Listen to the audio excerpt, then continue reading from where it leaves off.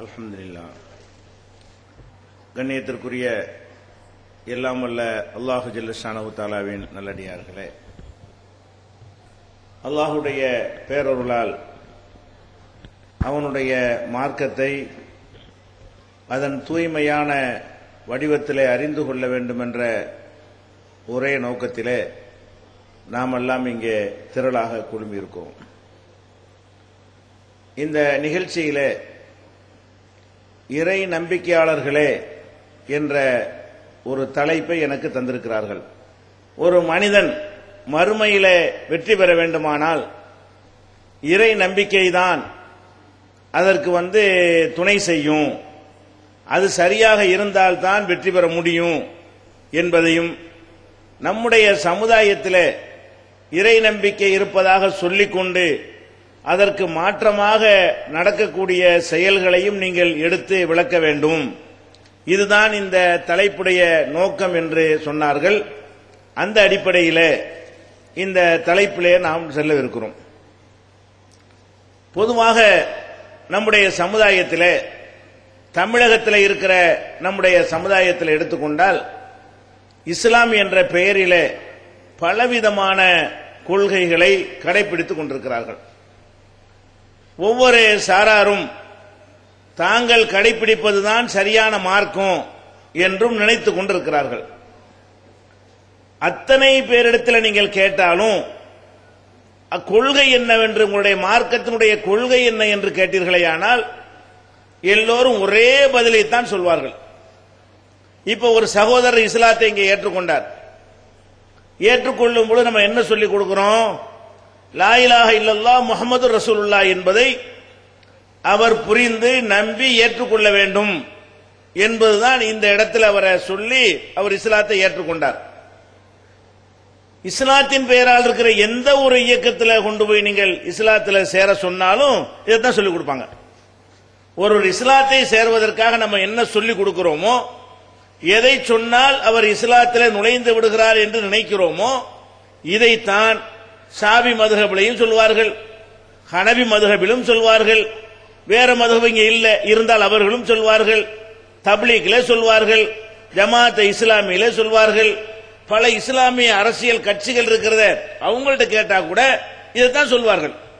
அப்ப ஒருவன் இஸ்லாத்தை ஏற்றுக்கொள்வதற்கு எதை நம்ப வேண்டுமோ அந்த விஷயத்தில் நமக்குள்ள எந்த கருத்து வேறுபாடும் கிடையாது. தமிழ்நாடு தௌஹீத் ஜமாத்திற்கும் உலகத்தில் இருக்கிற எல்லா முஸ்லிம்களுக்குமே இதேதான் கொள்கை. லா இலாஹ இல்லல்லாஹ் முஹம்மது ரசூலுல்லாஹ், இதை ஏற்றுக்கொண்டால் தான் ஒரு முஸ்லிமாக இருக்க முடியும். இதுதான் எங்கள் அனைவருக்குமே அடிப்படை கொள்கை என்று நம்ம எல்லோருமே சொல்கிறோம். அப்ப எல்லோருக்குமே இந்த லா இலாஹ இல்லல்லாஹ் என்பதும் முஹம்மது ரசூலுல்லாஹ் என்பதும் தான் அடிப்படை கொள்கையாக இருந்தால் ஏன் நமக்கிடையில் விவகாரம், நமக்கிடையில ஏன் சண்டை, நமக்கு இடையில எதனால் கருத்து வேறுபாடு? கொள்கை ஒன்னாக இருக்கும் பொழுது கருத்து வேறுபாடுக்கு வழி இருக்கக்கூடாது. அப்ப எதனால் இப்படி நமக்கு மத்தியில் கருத்து வேறுபாடு வருது? இந்த லா இலாஹ இல்லல்லாஹ் முஹம்மது ரசூலுல்லாஹ் என்பதை வாயளவில் சொல்லுகிற அளவுக்கு மனசளவில் ஏற்கவில்லை. இங்கேதான் கருத்து வேறுபாடு வருகிறது. தமிழ்நாடு தௌஹீத் ஜமாத்திற்கும் இந்த ஜமாத்திற்கு அப்பால் இருக்கக்கூடிய மற்ற அனைத்து இயக்கங்களுக்கு மத்தியில் உள்ள வேறுபாடு என்னவென்று சொன்னால், லா இலாஹ இல்லல்லாஹ் என்பதை முழுமையாக நீங்கள் நம்புங்கள், முஹம்மது ரசூலுல்லாஹ் என்பதை நீங்கள் பரிபூர்ணமாக நம்புங்கள். அப்படி நம்பாவிட்டால் அது சரியான இஸ்லாம் இல்லை என்று நாம சொல்லுகிறோம். இந்த விஷயத்தில் அவர்கள் மறுக்கிற காரணத்தினால்தான் முழுமையா நம்ப மாட்டோம், ஒரு அளவுக்கு தான் நம்புவோம், பாதியத்தான் நம்புவோம், சில விஷயத்துக்கு தான் நம்புவோம் என்று இந்த லா இலாஹ இல்லல்லாஹ் முஹம்மது ரசூலுல்லாஹ் என்பதை கூறு போட்டிருக்கிற காரணத்தினாலதான் அவங்களுக்கு நம்மளுக்கு மத்தியிலே பலவிதமான கருத்து வேறுபாடுகள் வருகிறது. இப்ப நம்புறதா இருந்தா எப்படி? நீங்கள் புரிந்து கொள்வதற்காக சில உதாரணங்களை நீங்கள் பார்க்கலாம். ஒருவனுக்கு தந்தை இருக்கிறார், தாய் இருக்கிறார்கள். இவன் என்ன செய்கிறான்? தாயை கவனிக்க மாட்டேன் என்கிறான், தந்தையை கவனிக்க மாட்டேன் என்கிறான். தாய் தந்தையர்கள் சொல்லக்கூடிய நல்ல விஷயங்களுக்கு கட்டுப்பட மறுக்கிறான். அவங்கள தள்ளாத வயசுல அவங்களுக்கு செய்யற கடமைகளை எல்லாம் செய்வதற்கு மறுக்கிறான். மறுத்துவிட்டு யாரா உன்னுடைய தாய் தந்தைன்னு கேட்டா இவங்க தான் சொல்றான். இப்ப இவன் தாய் தந்தை ஏத்துக்கொண்டான்னு சொல்ல இயலுமா? உன் தாய் தந்தை யார் என்று கேட்டால் பள்ளிக்கூடத்தில் கேட்டா எங்க பாப்பா பேர் இதுதான் சொல்றான், எங்க அம்மா பேர் இதுதான் என்று சொல்றான். அம்மாவை அம்மாவா நடத்தினானா, தந்தையை தந்தையா நடத்தினானா என்றால் இல்ல. அப்ப நான் தான் லா இலாஹ இல்லல்லாஹ் சொல்லிட்டேனே என்று சொல்கிறார்கள். லா இலாஹ இல்லல்லாஹ்வுக்கு எதிராக வாழ்க்கை அமைத்துக் கொண்டிருக்கிறார்கள். முகமது ரசூலுல்லாஹ் என்று சொல்கிறார்கள். வாழ்க்கை அதுக்கு நேர் மாத்தமாக இருக்கிறது. இதுதான் வேறுபாடு. ஒரு கணவன் மனைவி இருக்கிறார்கள். ஒரு கணவன் என்ன செய்கிறான்? நீதான் என் மனைவி என்று சொல்கிறான். மேடை போட்டு பேசுகிறான். ஊரறிய சொல்லிக் கொண்டே இருக்கிறான். இவதான் என் பொண்டாட்டிக்கிறான். சோறு கொடுக்க மாட்டேங்கிறான், வீட்டுக்கு வர மாட்டேங்கிறான். இன்னும் கொஞ்சம் மேல போய் பப்பாட்டி வச்சு வாழ்ந்து கொண்டிருக்கிறான். அவ பிள்ளைகளை கவனிக்க மாட்டேங்கிறான். இவன் மனைவி ஏற்றுக்கொண்டான்னு சொல்ல முடியுமா? பேரளவுக்கு ஏற்றுக்கொண்டான்னு சொல்ல முடியுமே தவிர மனைவியை மனைவியாக அவன் ஏற்றுக்கொள்ளவில்லை, மனைவியை மனைவியாக நடத்தவில்லை என்று நம்ம சொல்லுவோம். உலகமெல்லாம் சேர்ந்து திட்டுவோம். ஏண்டா மனைவி என்று ஒருத்தி ஏற்றுக்கொண்டு அவளுக்கு செய்யற கடமை ஏன் செய்யல கேட்போமா இல்லையா? ஒரு கணவன் இருக்கிறான், ஒரு மனைவி இருக்கிறா. இவர் தான் என் கணவன் கேட்கும் பொழுது சொல்கிறாள். ஆனா கணவனுடைய எந்த சொல்லையும் கேட்கறது கிடையாது. கணவனுக்கு பிடிக்காதவங்களை எல்லாம் வீட்டுக்குள்ள வர வச்சு பேசிக் கொண்டிருப்பது, மற்ற ஆட்களோட போய் பழகி கொண்டிருப்பது, ஊர் சுத்துவது, இதை செய்கிறாள். உன் புருஷன் யார் மாட்டா இவர் தாங்கிறான். இன்னொருத்தன் தோல்ல கைய போட்டுக்கிட்டு உன் புருஷன் யாரு? இவர் தான் புருஷன். புருஷனை ஏத்துக்கிட்டால் ஆயிடுவாளா? புருஷனை ஏற்றுக்கொள்வதாக இருந்தால் புருஷனாக ஏற்றுக்கொள்ள வேண்டும். மனைவி ஏற்றுக்கொள்வதாக இருந்தால் மனைவியாக ஏற்றுக்கொள்ள வேண்டும், நம்ப வேண்டும்.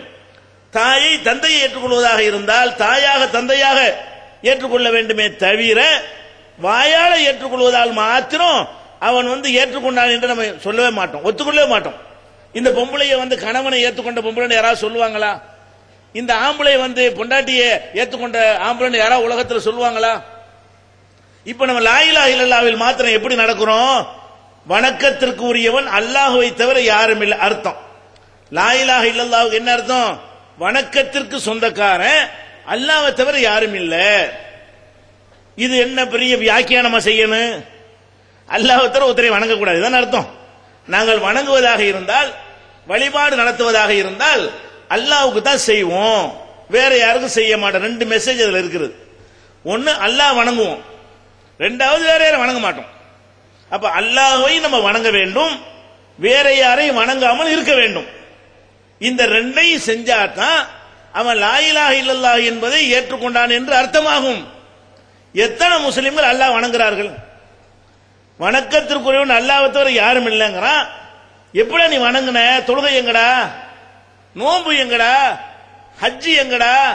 ஜக்காத் எங்கடா? இன்னும் எவ்வளவோ வணக்கங்கள் இந்த மார்க்கத்தில் சொல்லித் தரப்பட்டிருக்கிறது, அதெல்லாம் எங்க? நாங்கள் லா இலாஹ இல்லல்லாஹ் சொல்லிட்டோமே. அப்ப லா இலாஹ அல்லாஹ்வை நம்புறான். எப்படி நம்புறான்?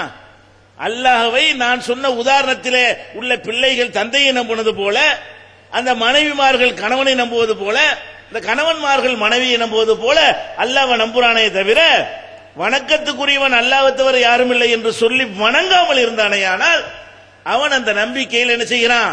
தவறு இழைக்கிறான், பொய் சொல்லுகிறான். லா இலாஹ இல்லல்லாஹ் என்பது உள்ளத்துக்குள்ள இல்ல, நாக்குல தான் இருக்குது. உள்ளத்துல இருந்தா அதனுடைய ரிசல்ட் வரும்லங்க. ஒரு பொருள் ஆழமா உள்ளத்துல பதியுமையானால், ஒரு நிலத்தடியில மண்ணுக்கு இடையில ஒரு விதையை நீங்கள் புதைத்து தண்ணீர் ஊற்றினீர்களே ஆனால் அது வளருமா இல்லையா? வளர்ந்து அதுக்கேற்ற கனிகளை தருமா இல்லையா? அப்ப உள்ளத்துல லா இலாஹ இல்லல்லாஹ் என்பது உள்ள போய்விட்டது என்று சொன்னால் ஒரு மரம் வளரணும். அந்த மரம் வளர்ந்து நிறைய அதனுடைய கனிகளை தர வேணும். அல்லாஹ் அப்படி சொல்லி காட்டுகிறான். மசலு கலிமத்தின் தையிபத்தின் ஷஜரத்தின் தையிபா. நல்ல கொள்கைக்கு உதாரணம் ஒரு நல்ல மரம். அல்லாஹ்வே நல்ல கொள்கைக்கு என்ன உதாரணம் சொல்றான்? வாயினால சொல்லி ஏமாத்த நினைக்காத. நல்ல கொள்கையை நான் உதாரணம் காட்டுகிறேன். ஒரு நல்ல மரம், நல்ல மரம் என்ன செய்யும்? அஸ்லுஹா சாபித்துன் வ ஃபரவுஹா ஃபிஸ்ஸமா. அதனுடைய வேர்பாகம் அடிபாகம் ஆழமாக பதிந்திருக்கும், அதனுடைய மேற்பரப்புகளோ வானலாக உயர்ந்திருக்கும். தூத்தி உக்குலஹா குல்லஹீனின், எல்லா நேரங்களிலும் அதிலிருந்து கனிகள் கிடைத்துக் கொண்டே இருக்கும். நல்ல மரமாக இருக்குமே ஆனால் நல்ல வேர் பிடித்து உள்ள உட்கார்ந்து இருக்க வேண்டும். அது வளர்ந்து பெரிதாக வானலாக வளர்ந்திருக்க வேண்டும். அதுல கிடைக்க வேண்டிய கனிகள் எல்லாம் கிடைத்துக் கொண்டு இருக்க வேண்டும். இப்படித்தான் நல்ல கொள்கைக்கு உதாரணம். அல்லாஹ் சொல்லி காட்டுற நல்ல கொள்கைன்னா நாக்குனால லா இலாஹ இல்லல்லாஹ்னு சொன்ன உடனே நல்ல கொள்கை இல்ல, அதை நீ ஏற்றுக்கொண்டாய் என்று அர்த்தம் இல்லை. நல்ல கொள்கை என்று நீ மனசுல ஏற்றுக்கொண்டால் அது ஆழமாக வேர் பிடிக்கணும், பிறகு வானலாக உயர்ந்து வளரணும். அதிலிருந்து கனிகள் என்ன செய்யணும், மக்களுக்கு பயன்படக்கூடிய வகையில வெளியே தெரியும் வகையில நிறைய கனிகள் கிடைத்துக் கொண்டே இருக்க வேண்டும். என்ன கனி கிடைக்கிறது? லா இலாஹ இல்லல்லாஹ் என்று சொல்லிக் கொண்டவனுடைய வாழ்க்கையில என்ன கனி கிடைக்கிறது? லா இலாஹ இல்லல்லாஹ் இல்ல, வணக்கமும் இல்ல. என்ன கனி கிடைக்கிறது? தண்ணி அடிக்கிறான், இதுதான் கனி.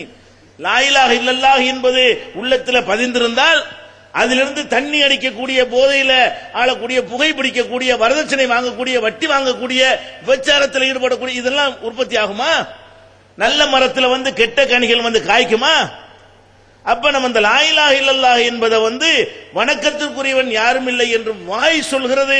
ஏமாத்தாதீர்கள். அல்லாஹ் உள்ளத்தை பார்ப்பவனாக இருக்கிறான்.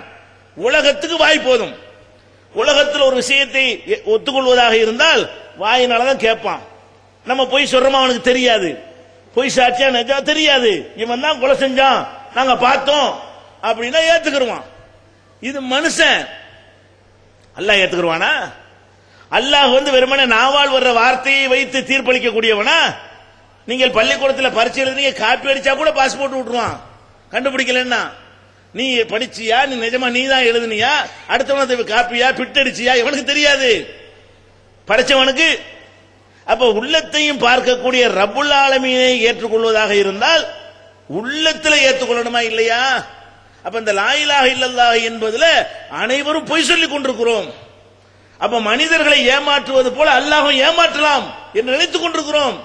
நாம தான் முஸ்லிம் லிஸ்ட்ல வந்து விட்டோமே, முஸ்லிம் ஜமாத்தில் சேர்ந்து விட்டோமே, முஸ்லிம்களுடைய பட்டியலில் இடம் பெற்று விட்டோமே, பெயரும் முஸ்லிமாக இருக்கிறது. இதை பார்த்து மனுஷன் ஏமாறுற மாதிரி அல்லாஹ் ஏமாறுவானா மறுமையில? வாங்க அப்துல் கார பேர் போங்க உள்ள, ராமசாமி போங்க. அல்லாஹ் இப்படிதான் தீர்ப்பளிக்கிறவனா? அப்ப நம்ம எது அல்லாஹ்வை தப்பா வழங்குறோம் பாருங்களேன். அப்ப லா இலாஹ இல்லல்லாஹ் என்பதுல வணக்கத்திற்குரியவன் அல்லாஹ்வை தவிர யாரும் இல்லை என்று சொல்வதில் வணக்கத்தை நம்ம செய்யற மாதிரி தெரியல. சரி, வேற யாரையும் வணங்காம இருக்கணுமா இல்லையா? அதே அல்லாஹ் வணங்கவும் செய்யணும், அதே ஒழுங்கா செய்ய மாட்டேங்கிறான். அல்லாஹ் வணங்காம கல்ல வணங்குறான், மரத்தை வணங்குறான், செத்து போன ஆட்களை வணங்குறான், உசுரோட உள்ள ஆட்களை வணங்குறான், பெற்றோரை வணங்குறான், புருஷனை வணங்குறான். அப்ப மனிதன் என்று சொல்லிக்கொண்டு நம்ம என்ன செய்யறோம்? நம்மை போன்ற மனிதர்களை வணங்குகிறார்கள், நம்மை விட தாழ்ந்த செத்தவர்களை வணங்குகிறார்கள், அதை விட தாழ்ந்த கற்களையும் மண்களையும் மரங்களையும் வணங்கி கொண்டிருக்கிற காட்சியை பார்க்கிறோம். அப்ப அல்லாஹ்வை தவிர யாரும் இல்லை என்று நீ சொன்னால், வணங்கக்கூடாது என்று சொன்னால் தர்காக்கள் இருக்குமா? அதான சண்டை.